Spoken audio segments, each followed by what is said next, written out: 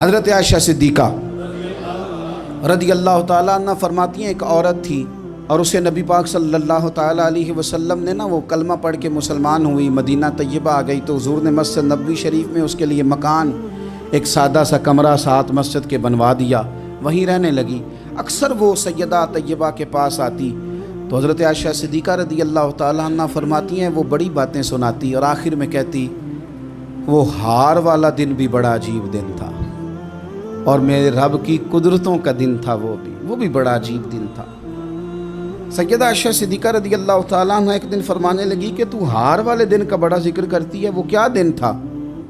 تو خاتون کہنے لگی اماں جی وہ دن تھا جب میرے رب پر بھروسہ اور مضبوط ہو گیا، جس دن میرا اپنے رب پر توکل اور بڑھا، میرے ایمان میں یقین میں اور پختگی آئی۔ کہنے لگی میں ایک گھر کی کنیز تھی، نوکرانی تھی، اس گھر میں ایک بچی تھی جس کے پاس سونے چاندی ہیرے جواہرات کا ہار تھا۔ اس زمانے میں چمڑے کے اوپر لوگ ہیرے جواہرات لگاتے تھے، کئی دفعہ سرخ رنگ کے چمڑے پہ لگائے جاتے تھے، وہ بچی پہنتی تھی تو کہتی ہوں بچی کے اس نے اتار کے رکھا یا اس سے گرا وہ ہار تو چیل اسے اٹھا کے لے گئی گوشت سمجھ کے اور میرے سامنے اٹھا کے لے گئی۔ گھر والوں نے مجھ سے پوچھا، یہ بخاری میں موجود ہے،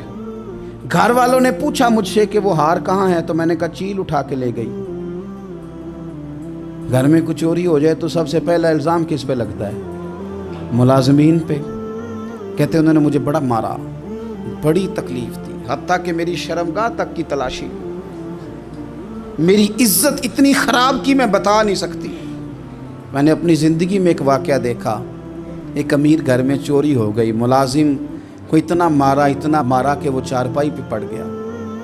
پولیس والوں سے اتنی مار پروائی گئی کہ وہ بیچارہ چارپائی پہ پڑ گیا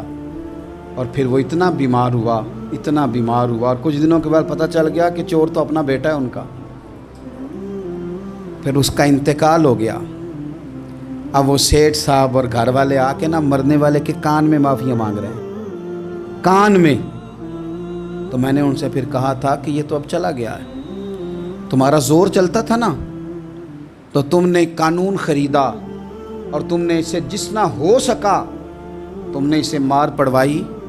تمہارے پاس جو عدالتیں تھیں تم نے وہاں کارروائی کی، اب ایک عدالت قیامت کے دن لگے گی۔ یہ کمزور تھا نا، کچھ کر نہیں سکا۔ میرے نبی پاک صلی اللہ علیہ وسلم نے فرمایا سن لو، اگر سینگ والی بکری نے بغیر سینگ والی بکری کو تکلیف دی ہوگی نا تو قیامت کے دن اسے بھی بدلہ دینا پڑے گا کہ تیرے پاس سینگ تھے اور تو نے اسے مارا تھا۔ وہ خاتون عرض کرتی ہے سیدہ عائشہ کی خدمت میں کہ مجھے بڑا مارا، مجھے تکلیف دی، میں کہہ رہی تھی کہ میرے سامنے چیل لے گئی ہے پر وہ نہیں مان رہے تھے، اماں جی انہوں نے مجھے بڑا مارا۔ حضرت عائشہ صدیقہ کہتی ہیں پھر کیا ہوا؟ کہنے لگی اماں جی جب کوئی میرا مددگار نہ رہا، مجھے تکلیف دے رہے تھے، رسوا کر رہے تھے، تو میں نے اپنے رب سے مدد چاہی، میرے رب کی طرف میں نے توجہ کی، میں نے کہا مالک اب تو ہی میرا مددگار ہے۔ کہتی ہے وہ مجھے مار رہے تھے تو وہ چیل جو ہار لے گئی تھی وہی لے کے واپس آ گئی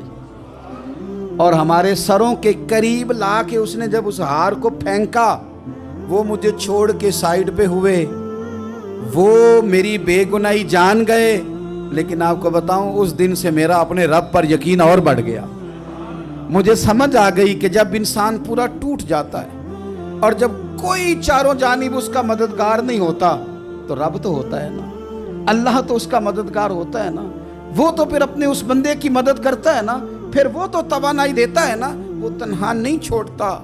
وہ تو آنسوؤں والوں کے آنسوؤں پہ بڑا کرم فرماتا ہے، وہ تو قسم پرسی میں آ جاتا ہے، اس کی رحمت بڑھ کے استقبال کر لیتی ہے۔